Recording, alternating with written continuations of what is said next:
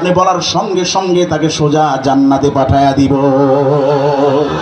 আমার নবীজি সুপারিশ করতে পারবে কি পারবে না? হাত তুলে ধরে আওয়াজ করে বলে পারবে কি পারবে না? আজকে এক ধরনের ভাইরা আছে তারা বলতে চায় আল্লাহ ছাড়া সেদিন অন্য কোনো কথা চলবে না। মানজাল্লাযী ইয়াশফাউ ইনদাহু, কে আছে আল্লাহর হুকুম ছাড়া সেদিন সুপারিশ করবে?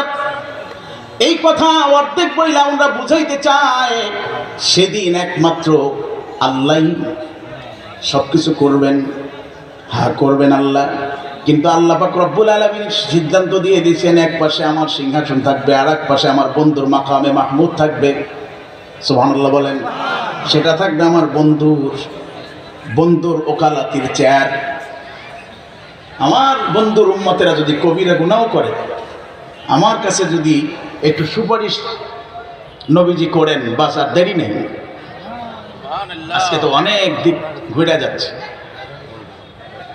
আব্বাসী খেলাফতের দ্বিতীয় খলিফা ছিলেন জাফর সাদেক রাদিয়াল্লাহু তাআলা। উনি একবার মসজিদে গেলেন, মসজিদে নববীতে। ঘটনাক্রমে ওনার সাথে দেখা হয়ে গেল জমানার ইমাম মালিক রহমতুল্লাহের সাথে। সুবহানাল্লাহ বলবেন না? কার সাথে? জোরে বলেন না, কার সাথে? আরে ভাই কেমন মালিক? ইমাম মালিক তো নাম শুনছেন। উনি এত নবী প্রেমিক ছিলেন যে উনি মদিনা শরীফের ভিতরে কোনোদিন জুতা পায়ে হাঁটেন নাই। জীবনের অর্ধেকের বেশি সময় নবীজির রওজার পাশে কাটিয়ে দিয়েছেন। লক্ষ লক্ষ হাদিস সংকলন করেছেন। লক্ষ লক্ষ হাদিসের হাফেজ ছিলেন, ছাত্রের উস্তাদ ছিলেন ইমাম মালিক। জীবনে কোনোদিন মদিনা শহরের ভিতরে হাজত ছাড়েন নাই, প্রস্রাব পায়খানা করেন নাই। সুবহানাল্লাহ বলবেন না? আর জোরে আওয়াজ করে বলেন না সুবহানাল্লাহ। এত নবী প্রেমিক ছিলেন তিনি।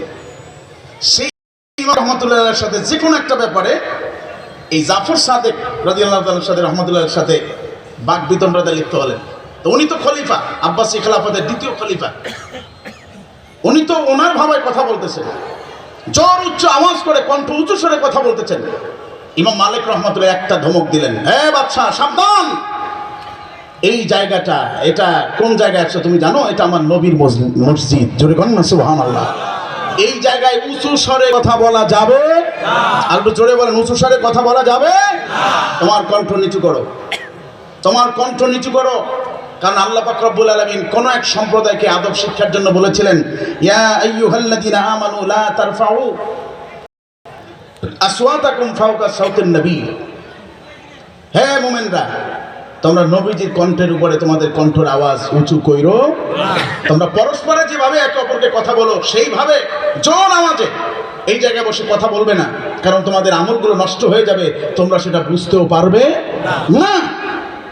আবার কোন এক সম্প্রদায়ের প্রশংসা করতে গিয়ে আল্লাহ বলেছেন, ইন্নাল্লাযীনা ইয়াকুদ্দুনা আসওয়াতাহুম ইনদা রাসূলিল্লাহ উলাইকাল্লাযীনা আমতাহানাল্লাহু কুলুবাহুম লিত্তাকওয়া। যারা নবীজির সামনে নিচু কণ্ঠে কথা বলে আল্লাহ বলেছেন তাদের অন্তরকে তাকওয়ার দ্বারা পরিপূর্ণ করে দেওয়া হয়েছে, তারা সফল কাম। জোরে বলেন না সুবহানাল্লাহ।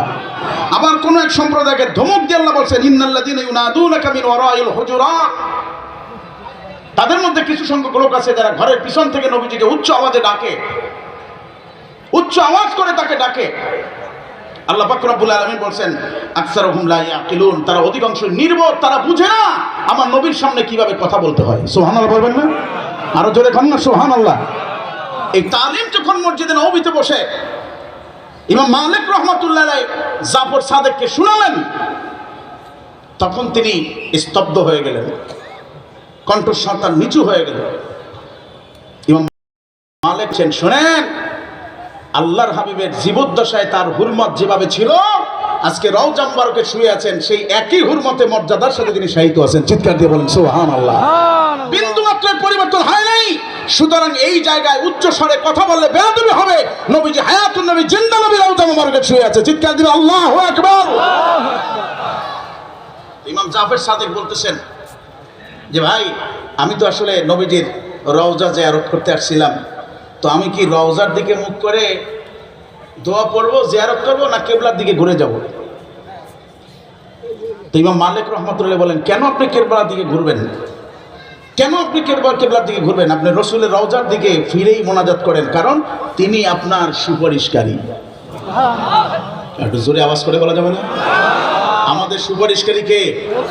জোরে বল না, সুপারিশকারী কে? নবী মুহাম্মদ রাসূলুল্লাহ সাল্লাল্লাহু আলাইহি ওয়াসাল্লাম, তিনি সুপারিশকারী। শাফাআতের অধিকার হাতেতে আপনার, তারায় নবী গো উম্মত গুনাহগার। আল্লাহু আকবার বলেন। নবীজি সুপারিশ করবেন কি করবেন না? করবেন। উনি বললেন যে আপনি কেন আপনার চেহারাকে নবীজি রওজা থেকে অন্যদিকে ঘুরাবেন? কিবলার দিকে ঘোরার কোনো প্রয়োজন নাই। আপনি নবীজি রওজার দিকে ফিরেই মোনাজাত করেন, কারণ তিনি কাল কিয়ামতের ময়দানে আপনার জন্য সুপারিশ করবেন। বলছেন ওয়ালাউ আন্নাহুম ইয যালামু আনফুসাহুম জাউকা ফাস্তাগফিরুল্লাহ ওয়াস্তাগফার লাহুমুর রাসূল লাওয়াজাদুল্লাহ তাওয়াবার রহিমা। আওয়াজ করবে আল্লাহু আকবার।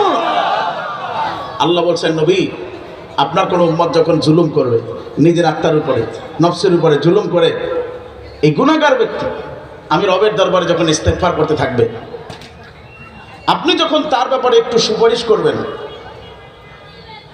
আপনি তার ব্যাপারে একটু সুপারিশ করতে যাইয়া উনি প্রার্থনায় রত আছে, তওবায় রত আছে, লিপ্ত আছে, গুনাহ মাফের জন্য বারবার বারবার আমার কাছে আকুতি মিনতি করতেছে, আপনি শুধু আপনার এই মাথাটাকে ডান দিকে একটু কাত করে দিবেন যে আল্লাহ, আমার উম্মত এত কইরা তোমার কাছে বলতেছে, তুমি মাফ করে দাও। নবীজিকে আল্লাহ বলছেন আপনি বলতে দেরি, ওর জীবনের গুনাহ মাফ হতে দেরি হবে না। আর একটু জোরে কন না সুবহানাল্লাহ। আপনি শুধু বলবেন যে আল্লাহ করে দেন।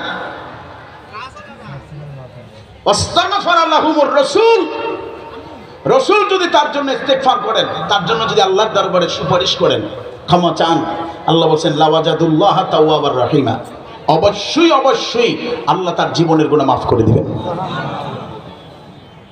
সুতরাং ইমাম জাফর সাদেককে ইমাম মালিক রহমাতুল্লাহ বললেন আপনি নবীজির রওজার দিকে ফিরেই মোনাজাত করেন।